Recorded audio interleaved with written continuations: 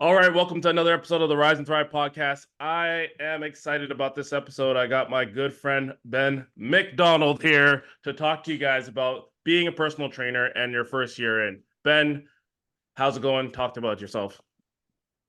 Mate, it's all going well. Can't really complain, man. And it's a pleasure for me to be here. And when you say, "Oh, my friend Ben McDonald," like I appreciate you, brother. So yeah, excited to be here, and let's see how we can rock and roll and how I can help the people who are listening to the podcast. There we go. So, Ben, I want to introduce you, but there's so much history in terms of you. So, I want you to just talk about yourself in terms of because you've been in the industry 30 plus years. Okay. Correct. So just introduce yourself in terms of what you've done for the last 30 years. No, I'd say not the last 30 years. How'd you get into the industry when you first started? That's what I want to know. So 30 years ago, what was that like? That's it. That's a good place to start. Yeah, it was 30 years ago. I've been involved as a coach in the industry for 30 years and a professional personal trainer for like 20 years. So if we go from that point as far as like, because there was no qualification, like there was no call for any qualification when I started as a boxing coach. I'd I'd be coaching people in the gym, in the boxing gym that I sort of went to. So as far as it goes, when I got into personal training, the reason that I got into it, man, was it was a passion. Health and fitness was a passion. I've done tons of stuff over the years as far as competitive sports go, but it's a real passion of mine. My uncle at the time, my grandfather, should I say, he was an ex PTI in the paratroop regiment in the army, so a physical training instructor.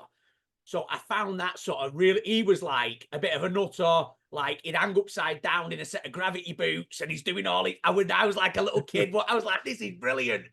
So I was always super interested in that. And my uncle was also a PTI in the paratroop regiment. So I remember speaking to him about it and saying, like, listen, I'd love to get into the personal training side of things. And he really put me off, man. He just said, there's no money, like, don't bother.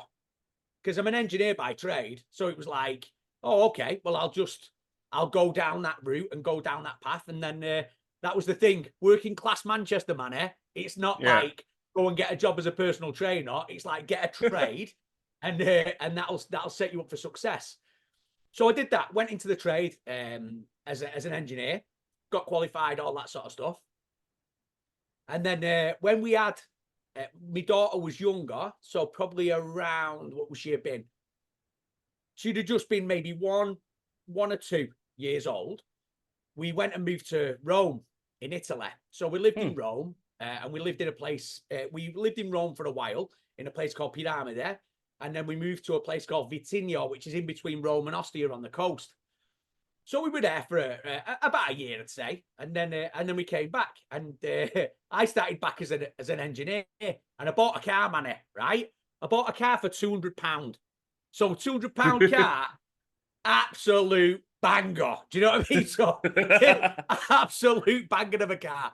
So I'm in the car in the morning, and I'm driving over the hills on the highway. And as I'm driving along, I'm going pretty quick.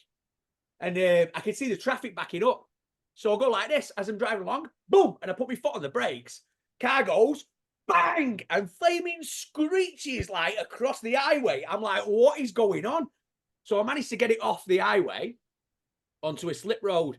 And I'm stood there, gets out of the car. It's raining, man. So early morning, about 5 a.m., it's raining, it's cold, and I've just nearly died, right? And I'm stood there, looking at my car, and the flaming brake pad had grabbed the caliper of the car at the wheel, and it had just sheared it straight off the wheel. So the brakes were on one side, but they were on the other, but nothing for them to grab onto. Do you see what I mean? It just took it off the wheel. So I just thought, I'm gonna go personal training. So that's when I decided to do my certification. So I did that, and about 2 weeks, it was like a 12 week face-to-face certification, which was the gold standard in the UK at the time. I did that qualification, and about 2 weeks before we were due to finish the course, my wife says, I'm pregnant, so we're having another baby. I was like, brilliant. So it's there's nothing like the news of a new child to sort of light a fire under your man. Trust me, I know. I know you know all about it. To build a successful business. So that was how it all started, mate. Wow. That is a interesting origin story. Because I hear when people get into the industry, and a lot of people get in different ways. And I like how it's genuine. 'Cause I find when people get in genuinely with a passion, that's what is the longevity, that equals the longevity that you need to last in this industry. So let me ask you a question. In terms of, you have a diverse sporting background, what type of things have you utilized to influence the way that you train clients? I think for me, I'm more of an action-based, not extreme sport guy, right? But Yeah. more of an action-based type person, and more of I'm not a team sport guy. I like individual sport where I'm reliant on myself to be successful or unsuccessful. There's no one else to blame. It's just you. So as far as the carryover into the way that I train clients, it's just having an understanding that I am like, I've got an head like a flaming bag full of squirrels, man. Do you know what I mean? It's just like, Yeah. my head's all over the place. So what I need a little stimulation in the training that I do. So if you look at the training that I sort of do for myself, there's like club work, maces, like I've been using it. I actually made my first mace out of a flaming 10-pin bowling ball, a pink one, with a piece of steam pipe straight through the middle of it, like swinging it round in the middle of the gym about 20 years ago. Do you know what I mean? So I've been doing that sort of stuff for a long time. But it's taking those pieces of equipment and utilizing them in a way that's engaging for a client, but also it's having the realization, manner, that when things have been around for a long time, it's not about fads, right? Like new stuff that comes out. Like I remember seeing a flaming vibrating kettlebell once. I was like, what is this? And the guy said, you've heard about power plate? I said, yeah, I've heard about power plate. And you've heard about kettlebell? I said, yes, I've heard about kettlebell. He went, vibrating kettlebell. I was like, what is this, mate? You know? So if it's been around for a long time, like medicine ball, club training, maces, kettlebells, dumbbells, barbells, like anything like that, combat sport, throwing, running, jumping, any of that sort of stuff, I think this is effective for not only the overall result, but the overall organism, the health and wellness of the organism, which is the human being. So I think anything that you can integrate that's been around for a long period of time, that's interactive and engaging for people, it sticks. You don't have to do it all the time, but it sticks, man. It keeps people interested and engaged in the process. Most people don't want to come to the gym. They don't enjoy it. Yeah. In fact, the people who come to the gym and enjoy it are weirdos, because they are a very, very small percentage of the population. Yeah, I agree with you. Definitely, I see it working in a commercial gym. And in my gym, it is the weirdos who come on a regular basis, and I'm like, this is not normal to want to come to the gym. Like rain, snow. Oh, it's 10 feet of snow. I'm digging it out. I'm showing up to the gym. It's like, what are you guys doing? But it is weird because I know 10 feet of snow. I don't want to come in. I'm like, I think I'll stay home. Now, definitely, it's I agree with you on that, because I found a passion for kettlebells recently, and I was showing my team it, and they didn't realize how difficult this is. And I'm like, this thing is collecting dust in our corners, but meanwhile, if you actually learn how to use it, you'll get a great workout. Mate, for personal trainers, stuff like that, I mean, and some of it can be a little niche, man. Like as far as club work goes and circular strength training with a club or a mace, I'm a little bit of a purist, because I think it should be there should be flowing movement pattern, and it can be very specific to a certain area. Like if I'm training a combat sport athlete, the carryover and the dynamic correspondence to the sport that they do is phenomenal with clubs and maces. Same with a Bulgarian bag, like all these different sort of pieces. For the average Joe, I mean, doing like there's a better tool for doing a bicep curl with than a flaming club. Do you see what I mean?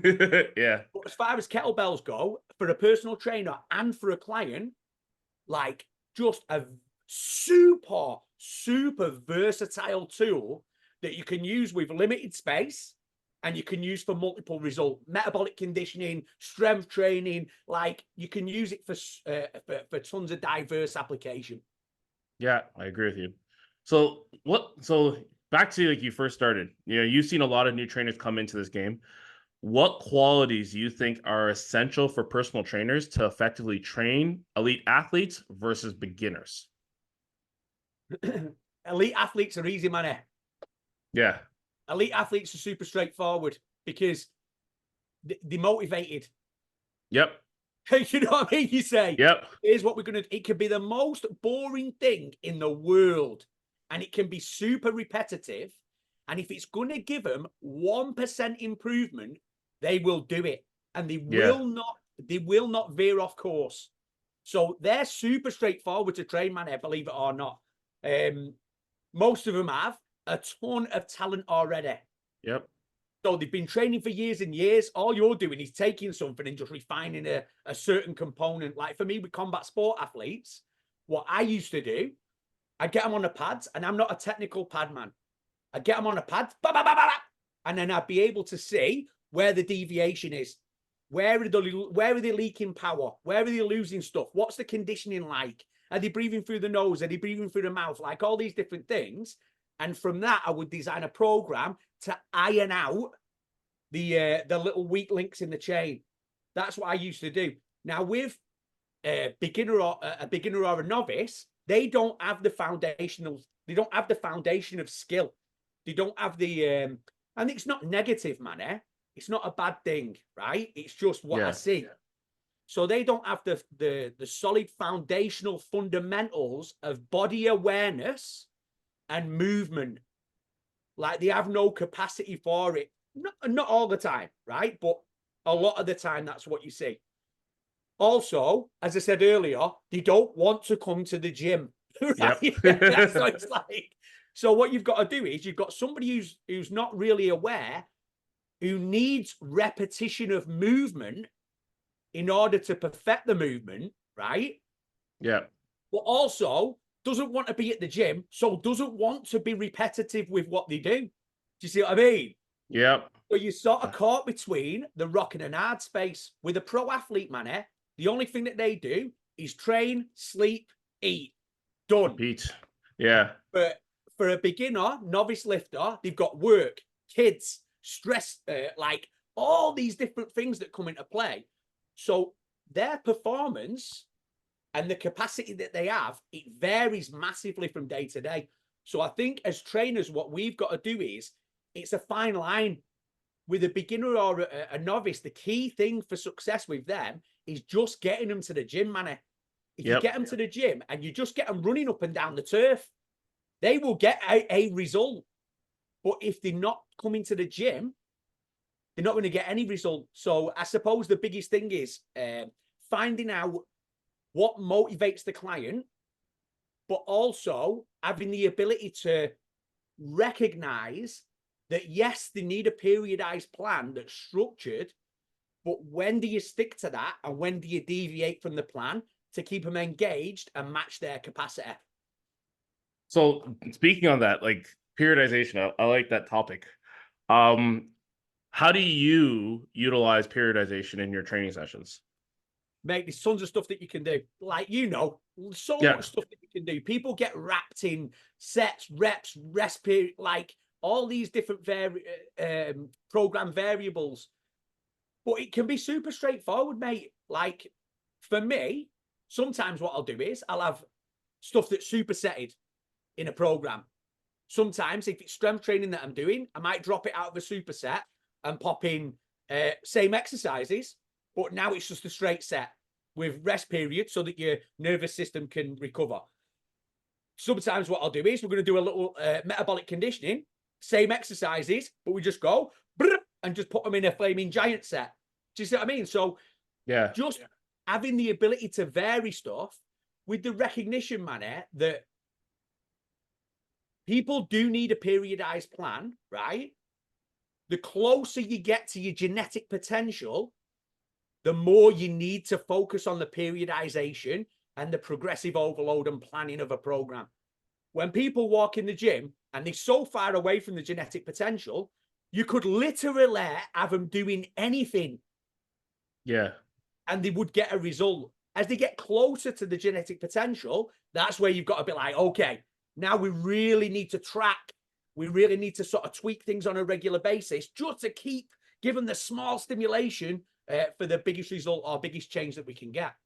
Yeah. So how long do you think that when you, on the average, when you see people come in, what's the length of time that you would give for a new trainer looking at this before you switch up or looking at genetic potential? I know the answer, but this would be more for the question that I would think that someone would have. Depends on where they're starting. And this is like, you know, the flaming, like the go-to answer, man, is it depends. Right? You know what I mean? I knew the answer already. So it's just having the ability to find out, like, for some clients, they come in, man. Let's say you've got somebody who's a marathon runner, right?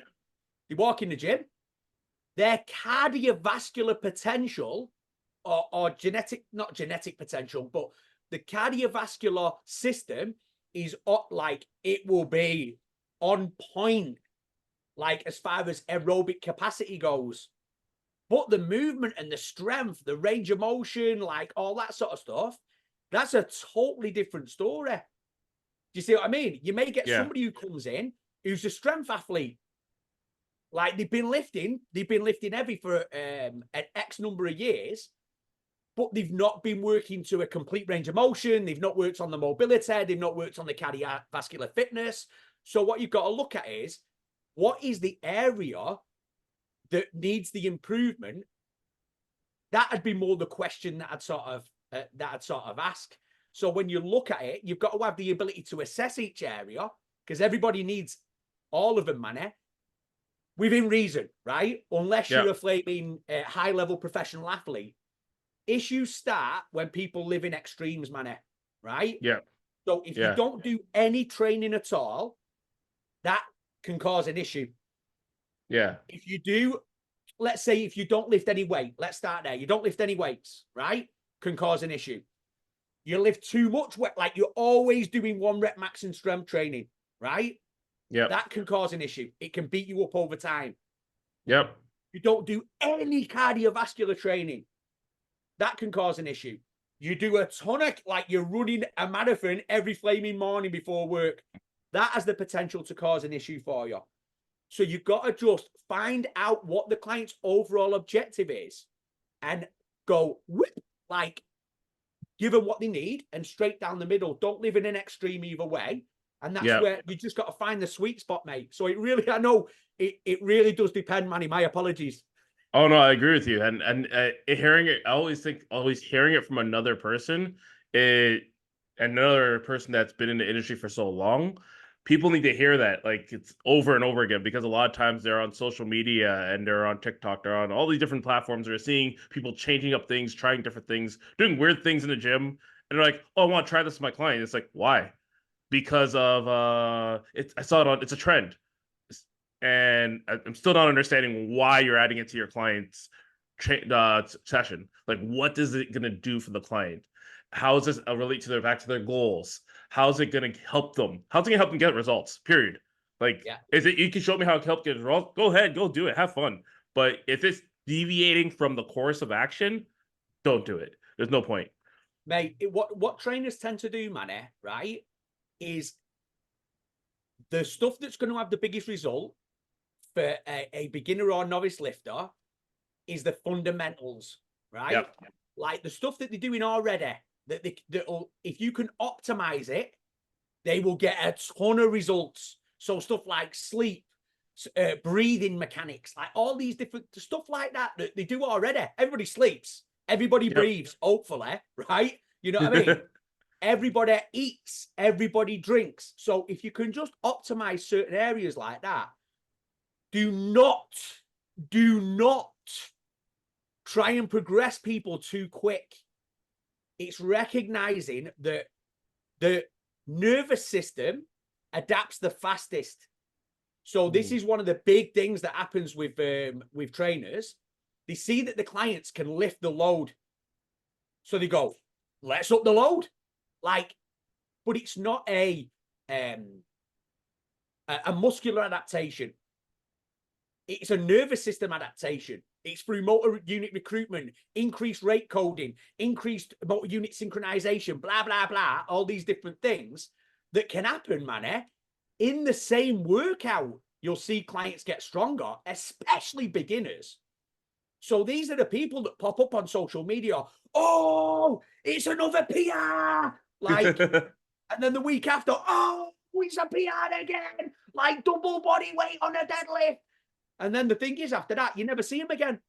Yep. Because the skeletal system, the muscular system, like the connective tissue, it hasn't adapted as quick as the nervous system. So now the client's like picking up far more than what the body's prepared to lift. So it's the understanding, man, that it's a process. Like, you don't have little old Edna walk in the gym on a flaming walking sticks and you go, right, Edna, drop the sticks, it's 1 rep max time. Do you see what I mean? It's not the way to work with a client. Understand the process. And like you said, why are you doing it?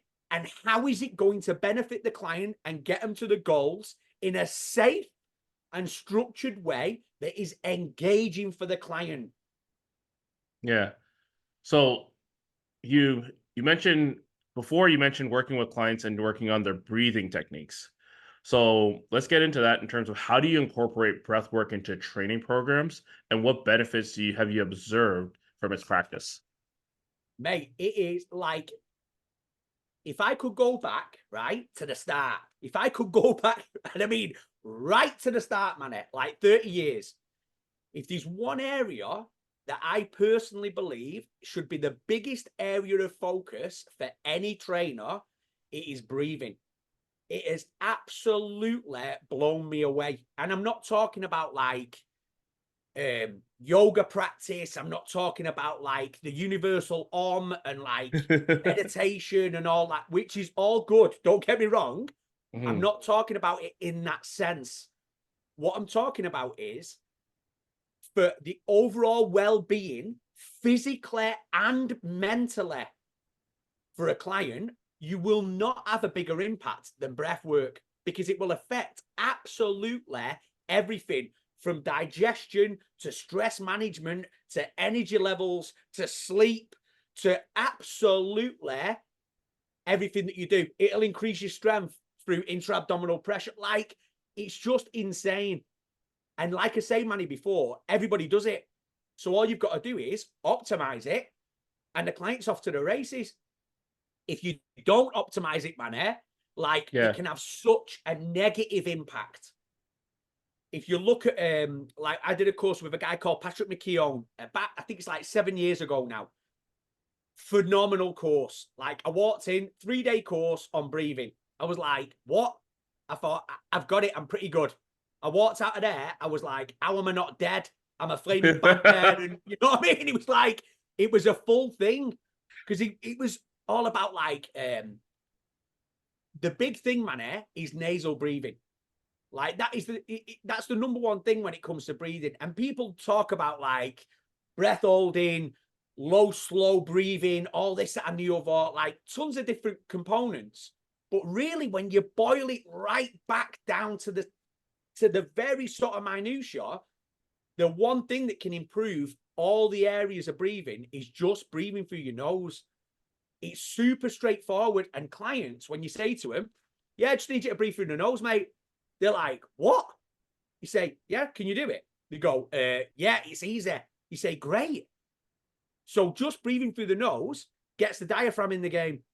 As soon as the diaphragm gets in the game, man, and you get a little bit more action from there, the pelvic floor has to respond, right? Because the increase in pressure. So it improves pelvic floor function. You've got all the viscera in the abdominal cavity that get more peristalsis because of the pumping action of the diaphragm. So just pelvic floor and digestion, like just from breathing through your nose. Your tongue sits against the roof of your mouth, stimulates the vagus nerve, so it chills you out. If you go more diaphragmatic, it stops you breathing into your chest. So now, because when you stress, man, your brain doesn't delineate between you breathing into your chest because you're stressed, or whether it should make you stressed because you're breathing into your chest. Do you see where I'm going with it? Yep. So you create this negative sort of loop in your brain. Anxiety and stress, absolutely through the roof at the minute, like crazy. So if you can help clients from that standpoint, like beautiful. Sleep, mate.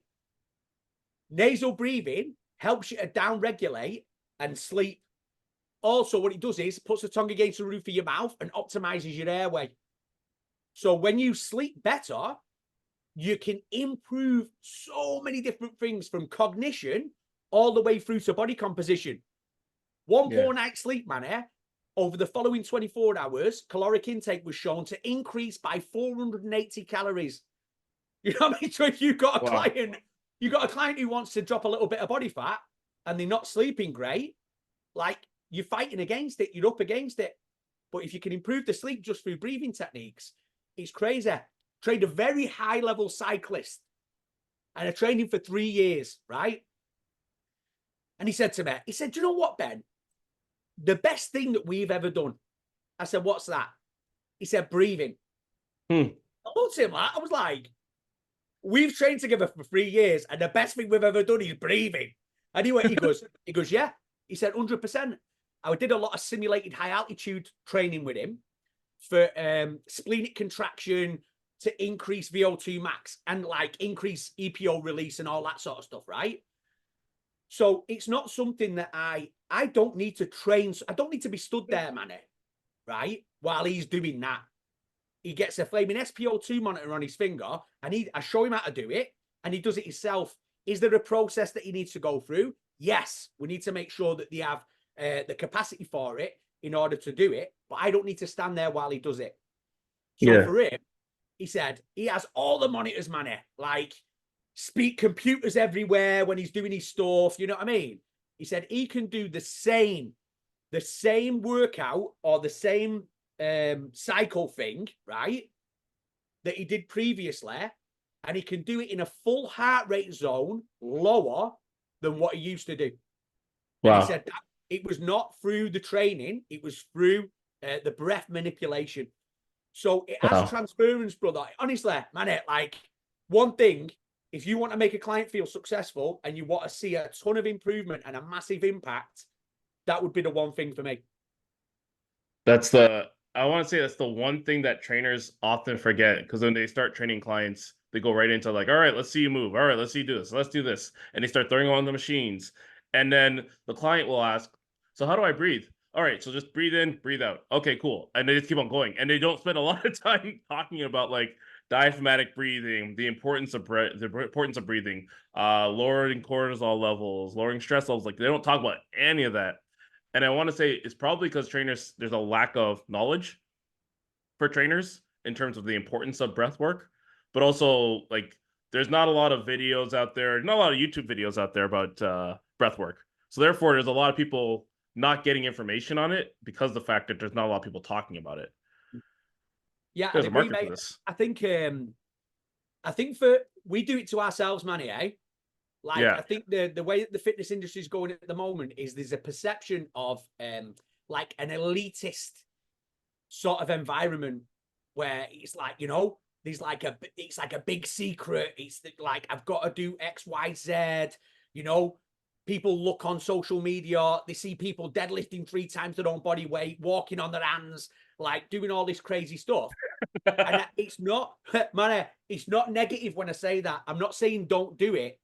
But if you're a beginner and you're looking at that sort of stuff, it creates, it's not achievable or attainable for people.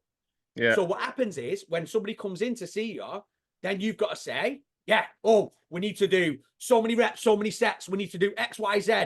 You know, stimulate this and blah, blah, blah, blah, blah. You need to drink so much water and you need to eat green leafy vegetables, base your meals around protein. You've got kids, you need to get up an hour earlier so you can meal prep and all that sort of stuff. It's like, actually, here's what we're going to do. You walk in, you're a little stressed out. I'm going to give you a strategy to down-regulate so that so that when you feel that stress, you can sort of drop out of it. This was done by blah, blah, blah. The guys in Brazil, double the exhale breathing, 5 reps. It'll flip you from sympathetic into parasympathetic and it'll chill you out. Every time you start feeling stressed, that's what I want you to do. And you can give them more strategies where it's like put the tongue on the roof of the mouth. You can hum on the exhale. You can do all these different things to really drop you into a sympathetic state. A parasympathetic state. Yeah. Now that is adding to the client's life. Yeah. So what is that one thing you just said? So let's walk through that. How's that look like? What, as far as that one breathing thing? Yeah. Yeah, no problem, mate. So when you are fight or flight, man, right? When you fight or flight, everything just drops offline. Like your body's only thinking about one thing, and that's, well, 2 things. Either fighting or flighting. Do you know what I mean? So yeah. Originally, man, that served humans well.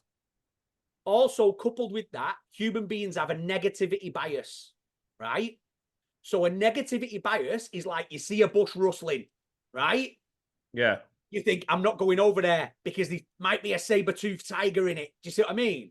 So when we were sort of evolving, when we were, I want to say growing up, but not when we were growing up, like our ancestors, it served them well. But now the negativity bias, mate, plays a massive part in anxiety and all that sort of stuff and depression because people latch up. The brain wants to grab negative stuff and really focus on it, right? So you have a bias there. When you are sympathetic, also what happens is you're in this fight or flight response, your frontal lobe drops offline. As well as having the negativity bias, you've now got the frontal lobe drop offline. And I explain it like this, man. Have you ever had an argument with your significant other? Yep. People go, yep. You say, and about 20 minutes later, you thought, oh, I can't believe I forgot to say that. And if I'd have said that, I'd have got him. Because what's happened is when you're arguing, you go fight or flight, your frontal lobe goes offline a little bit. So you've got clients, man, who walk in the gym. I would say, and this number I'm just pulling out of thin air, right? But from my personal experience, I would say probably 70 to 75% of the people that walk in a gym as a client are a little more fight or flight than rest and digest. And that's probably like on the low end of the number. Yeah. So what we do as trainers is we try and have conversations with people where you're asking them to think about things like, this is what I can do for you. This is how much it's going to cost. This is this. And you're expecting people to be able to think laterally, but they're too stressed. So now what you say is you go, yeah, so this is the technique, man. Long story short, this is the technique. So obviously it's all nasal breathing. Yeah. When you nasally breathe, your tongue sits against the roof of your mouth and it activates. You've got a sweet spot on the roof of your mouth, which is connected to your vagus nerve. If you're interested, if you want to find out where it is, you go like this, N, N. And when you say the letter N, wherever your tongue hits the roof of your mouth, that's about where your sweet spot is. So your tongue sits on the roof of the mouth, stimulates the vagus nerve. When you do a double the inhale, exhale, that's correct. So let's say you breathe in for 2, and people get wrapped in numbers, man. Like, you don't need to. If you're breathing for 2, you exhale for 4. If you're breathing for 3, you exhale for 6. You can start off breathing in at 2, exhaling at 4, and if you feel like you're down-regulating and it's getting a little easier, then you can start to inhale for 3 and exhale for 6. All nasal. What that does is that will automatically flip you from a fight or flight into a rest and digest. The research was done by some guys in Brazil, and it showed that 5 breaths, man, just 5 breaths at that cadence will flip you from sympathetic into parasympathetic, and it'll down-regulate you. Now your frontal lobe comes back online. Now you can start to have conversations about what it looks like to actually train with you, how you can impact their life, how you can help them move forward and get better in the gym, but the carryovers to life. Do you see where I'm going with it? I see. I It's see. super powerful, my mate. And with that, if you want to, on the exhale, when you're doubling the inhale, you're coming down on the exhale. Let's say you inhale for 3, you're exhaling for 6. You hum on the exhale, and the vibration stimulates the vagus nerve even more. So if you've got somebody who wants to downregulate, they want to drop out of a fight or flight response, that's the strategy. Man, you've got somebody who wants to improve sleep. That is the strategy. You've got somebody who needs to think clearly because they've got an important meeting or an important discussion that they need to have. That is the strategy. The strategy remains the same, brother. Don't overcomplicate it for people. You just make it straightforward. Say this one thing is going to have the biggest impact on you for right away. It's amazing. Yeah, that's something I was thinking. Is just as you're talking, I was thinking about the person that comes in post work and is highly stressed. Client comes in and go trains late. This happened, that happened, and it's like, okay, now I'm here to work out. And you're like, okay, let's lift some weights. And you just got more stressed. So thinking about that before we even start, like, okay, down regulation. All right, take 5 deep breaths and work on that with them.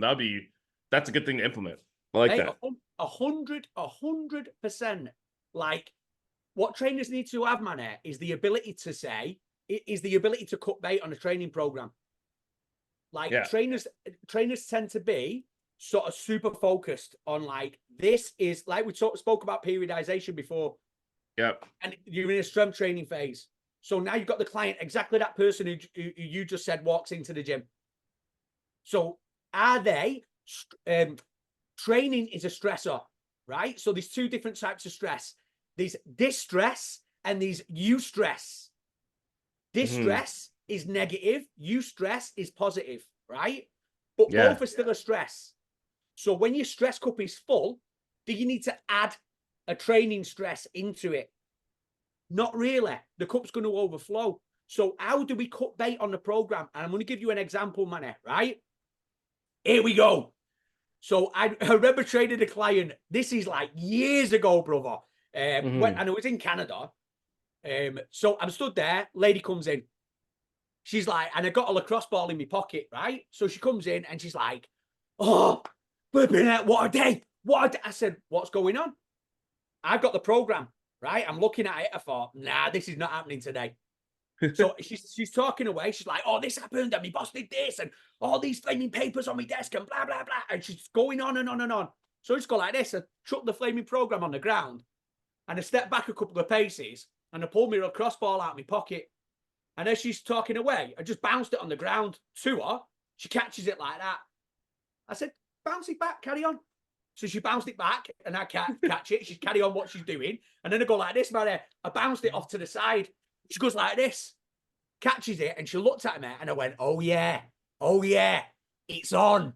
You know what I mean? She was like, what? I said, let's go. So the ball's bouncing all over the place. I'm trying to catch it. She's trying, it's all over. I said, if you miss the ball, you're going to do 5 squats. If I miss the ball, I'm doing 5 squats. So we do balls going all over. I'm doing squats. She's doing squats. Then it changed to push-ups. Then it changed to TRX rows. Then it changed to this, this, and this. Like high knees on the spot. At the end of the flaming training session, man, what was on her face? Like a big smile. Yeah. Do you see what I mean? I'm flaming sweating like crazy. I'm like flipping neck. She's sweating like crazy. Great workout. But exactly what she needed at that particular moment. So you've got to have the ability to recognize where the client sits right there in the training session and adjust what you need to adjust to suit the client. Do not make the client fit the exercise. Make the exercise fit the client. Yeah, I hear you on that. It's a powerful story. So I got 2 more questions for you.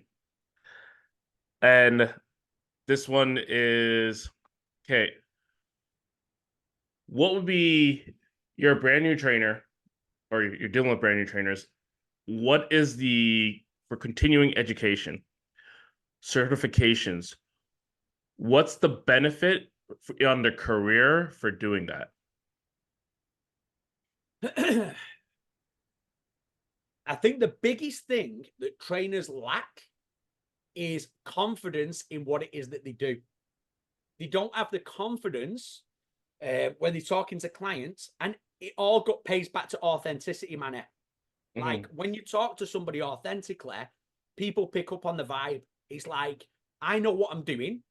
I've done it before. I've done courses so that I know what I'm doing. I've invested in myself. And now I feel justified in asking for an investment from you. If you Yeah. do not invest in yourself, how can you authentically ask somebody else to invest in you when you've not invested in yourself? So I think with courses, qualifications, all that sort of stuff, most of the time you can go and read a book, man. Like you can get a lot of the information out of a book. But what a lot of courses do, or I say a lot of courses, 99.9% of courses take all the information around a certain area, collate it for you, and put it into a structured approach that you can utilize. That's what a course really does. It gives you the confidence then to have a structured approach to the training, and also gives you the confidence or the authentic component that you are investing in yourself so you have the ability to deliver a better service to a client. So I think that's the sort of key thing. As far as which qualifications or which courses to take, really again, it depends, right? But what you've got to do is at first, and I think you were on that presentation that I did at CamFit, and of course, like everybody's like, "What is this?" Like, you look as a beginner, and this is what I meant by it, man. Right? As a new trainer, you look at the course that's going to give you that has the biggest application to the demographic that you're going to train. Do you see what I mean? So if you've got somebody who's like a new trainer, sorry, not a new trainer, a new client, they're going to be the new members in the gym. They're going to be the people that you're focusing on. You've got to do an assessment course so you understand how to find the capacity of the client. If you're going to be training bodybuilders, right, go and flaming do like a course on bodybuilding. Like if you're going to be training Olympic weightlifters, go and do a course on Olympic weightlifting. But you've got to understand that the application of the skill to the demographic that you're training, that's the key. So where's the biggest bang for your buck? When you get further on down the line, brother, and you've got like a ton of clients, the money's coming in, then instead of doing courses that you need for the application of your demographic, you do courses that are self-interest, that you think, oh, do you know what? I would love to specialize in this. And you can really dive into it then and do a little bit more niche stuff. Yeah, so that'd be my thought. I look at it and go, what's the demographic? Who are you training? What's the course that's going to apply to the majority of the people that you want to train? And do that first. Then refine the skill and sort of become a little more towards the tip of the spear. Yeah. So I always liken it to surgical interns. So surgical interns, when they start, they do an internship and they start learning from everybody. So they're doing neuro, they're doing cardio, they're jumping into peds department, they're everywhere. And then as they progress through the surgical internship, that's when they specialize. And I think it's not until they actually get their fellowship, that's when they specialize. It's a medical field.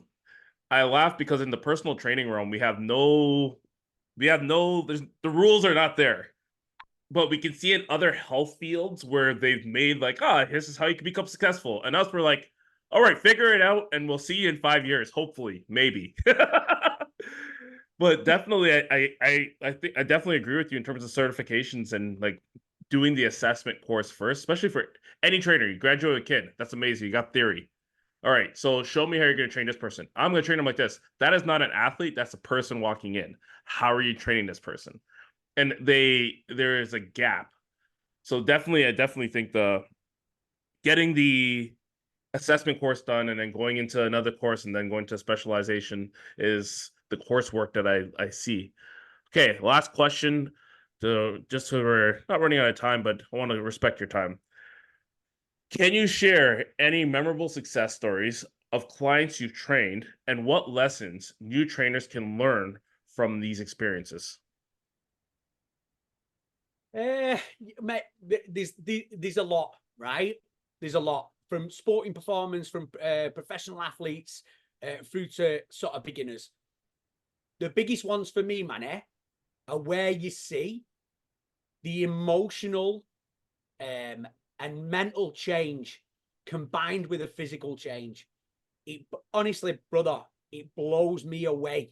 So I'm going to give you two, right? I'm going to Okay. give you two because these are, I think, are good ones. So the first one is a guy who were trained in the UK many, many years ago.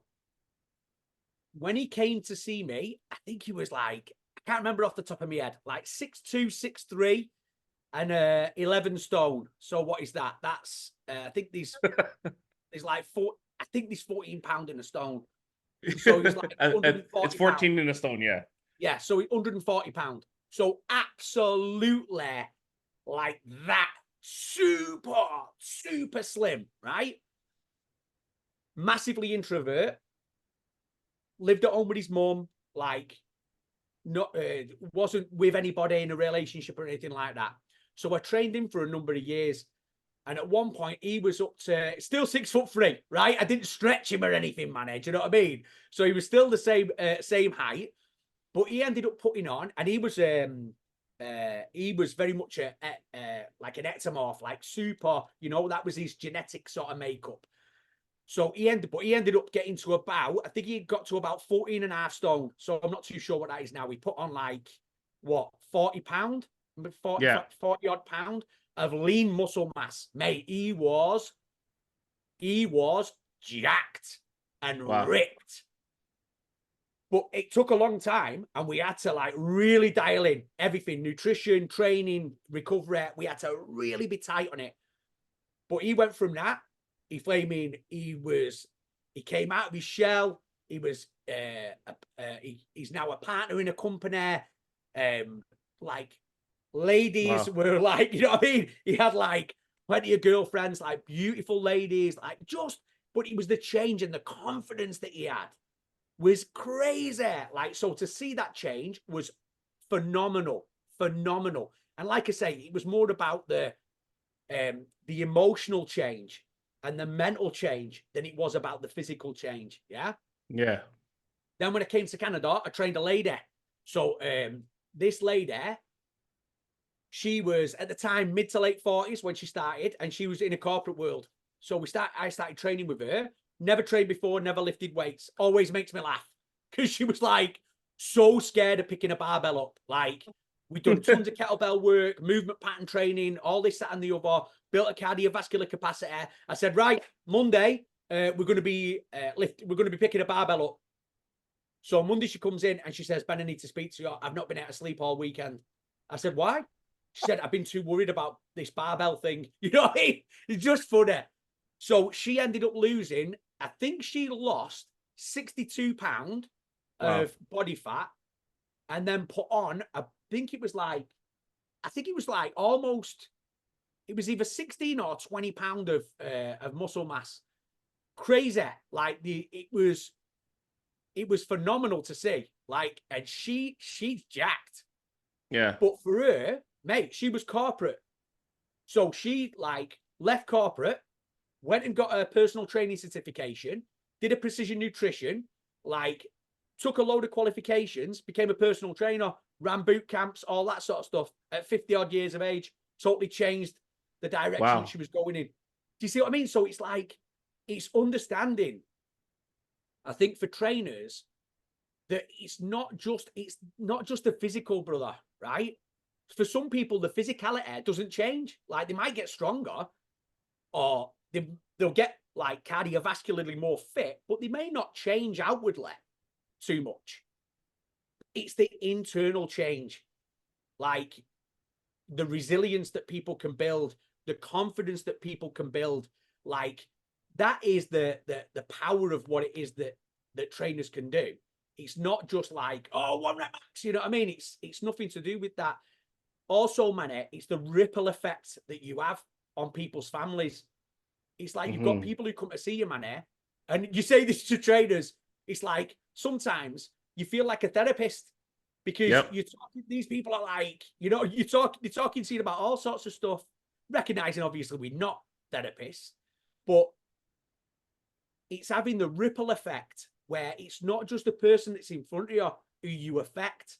If you get that person in a better place through, because the physical and the emotional, you cannot separate them. So if you get somebody in a better place emotionally, mentally, and physically, the carryover into every single the relationship that they have in their life changes.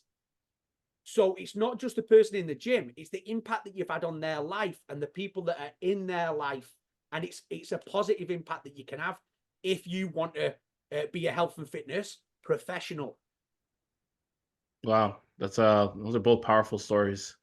And definitely that's something that I think when I met you almost 10 years ago, that was something that rung to me, going from being an enthusiast to being a professional, right? And that held me throughout these years of like training professionally, and then also talking with new trainers. Like, hey, my goal is to help you go from where you're at to being a pro. Like, you want to be a pro? That's what we're here. We show up on time. We work, like creating these guidelines. Like I said, creating guidelines that are out of thin air for what is the professional aspects of a personal trainer. What does it look like to be a professional personal trainer?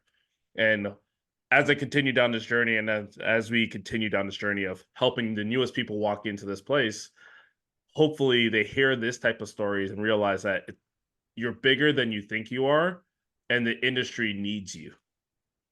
100%, mate. 100%. Everybody brings something to the table. You just got to look at, man, Yeah. like, I love that what you said earlier. You've got to have a thought process, mate. You've got to have an understanding. You've got to know why you're doing something. How is that going to elevate the client? How is that going to make them successful? That's what people want. Success. That's all people want in whatever they do in their life, whether it's a relationship, whether it's health and fitness, whether it's a job. Like everybody wants success. So understanding the why of what it is that you do. So for me, when I look at stuff like, let's say, pad training, right? Hmm. So for me, I'm going to be launching a new course, right, under the McDonald method banner. So it's going to be boxing basics, but what it's going to be, man, it's giving people the understanding that yes, you do this, boom, boom, boom, boom, boom, like you're working a little bit of interactive, engaging. It's a bit of fun. It gets people tired, like they're doing all this different stuff. But mate, it's far deeper than that. You're working on the physical and the emotional, but you're also working on the mental aspect. Like now with the relationship with cross-body training, right? And the Yep. carryover into brain function. So how do we improve cognition through pad training? Like Parkinson's disease. We can offset Parkinson's or help cognition with boxing training.